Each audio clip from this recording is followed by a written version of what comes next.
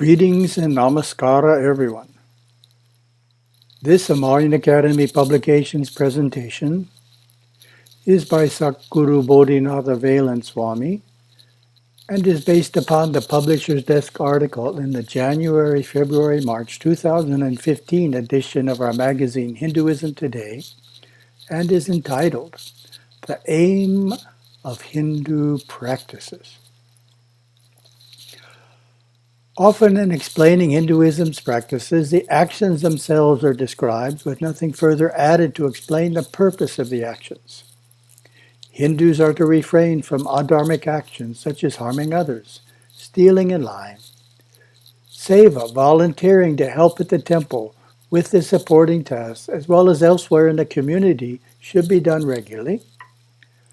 We should conduct or attend daily puja in the home and weekly puja at the temple. The 8 limbs of Raja Yoga is also a daily practice many Hindus follow. What makes these practices important?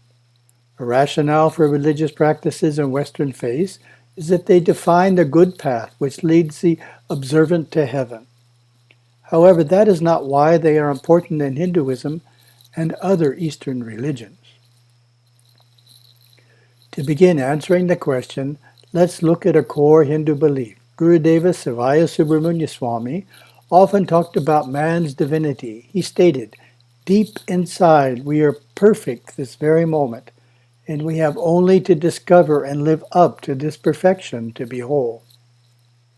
We have taken birth in a physical body to grow and evolve into our divine potential. We are inwardly already one with God."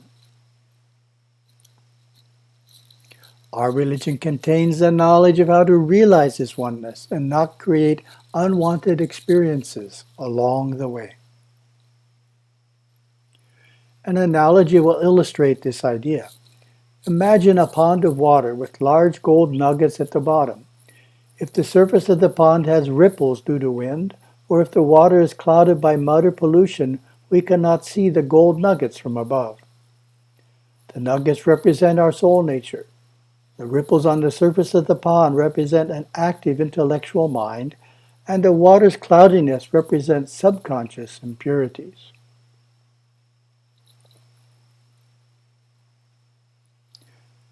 In order to experience our soul nature and its oneness with God, our intellect must be quiet, and our mind must be pure.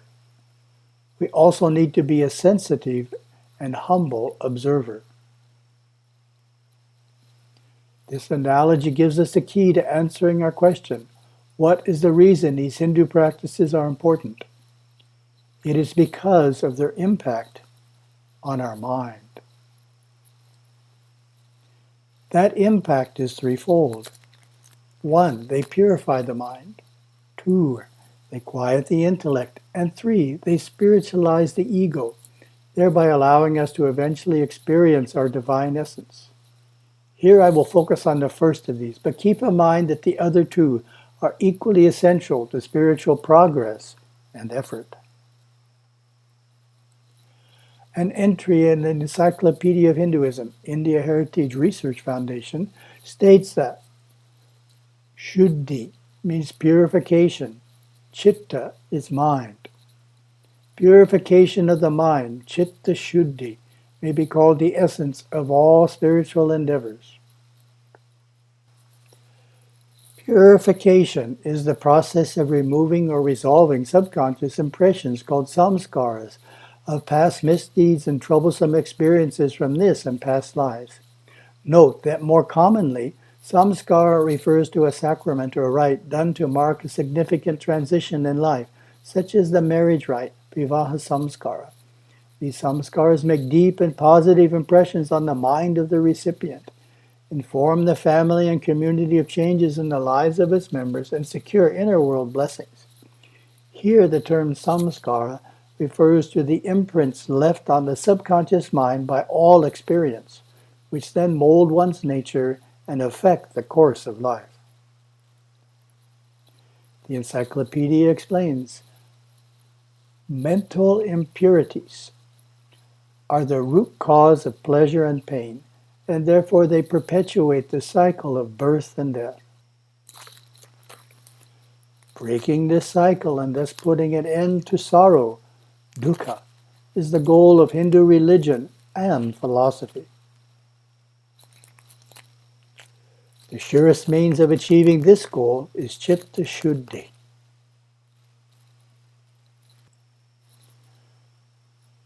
The four practices mentioned above, Dharma, seva, puja, and yoga, purify the mind in the following ways. Adhering to Dharma and refraining from adharmic actions, such as harming others, stealing, and lying, assures that we are not increasing the mind's impurity. Also known as karma yoga, seva is a powerful tool for reducing mental impurities. Adi Shankara expressed this in Viveka Chudamani. Work is for the purification of the mind, not for the perception of reality. The realization of truth is brought about by discrimination, not in the least by 10 millions of acts. My Guru encouraged devotees to perform 4 hours of seva each week, especially service focused on helping others. Lift their burdens just a little bit, and unknowingly perhaps, you may lift something that is burdening your mind.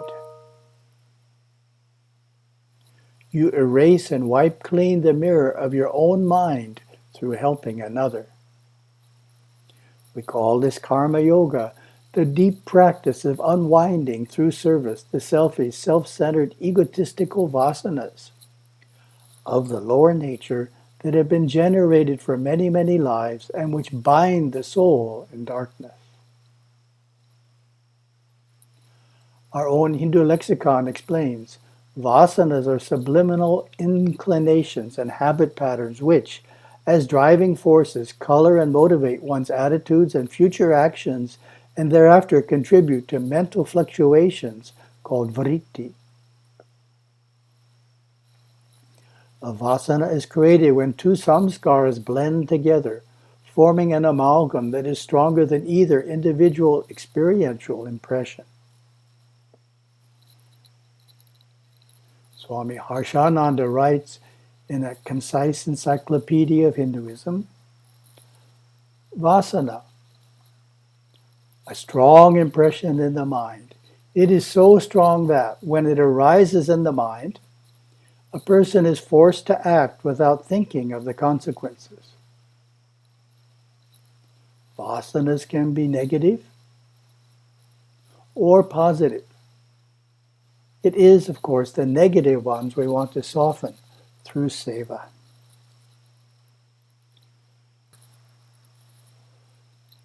Attending pujas at a temple and in the home shrine, our third primary practice, purifies the mind through the exchange of prana, an aspect of puja and homa that is not often discussed. Puja is a process of giving prana to the deity through offerings of fruit, cooked foods, water, incense, fragrant flowers, and milk.